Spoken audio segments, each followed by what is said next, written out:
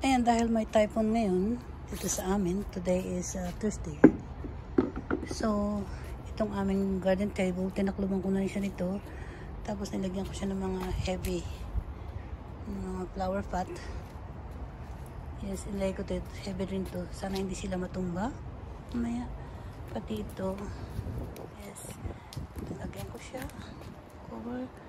Tayo sa kabila. Yan, ito yung mabigat din. Nadagdagan ko pa siya doon mamaya. May pasok kasi tayo mamaya eh.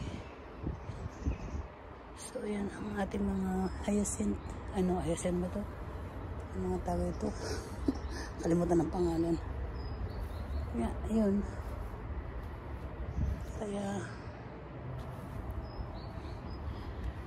ano tayo? Ang lakas ng ano, ang hangin sa taas. Mamaya daw tanghali. So, may pasok pa naman tayo. So, yeah, yun lang. Sana hindi siya lumipad.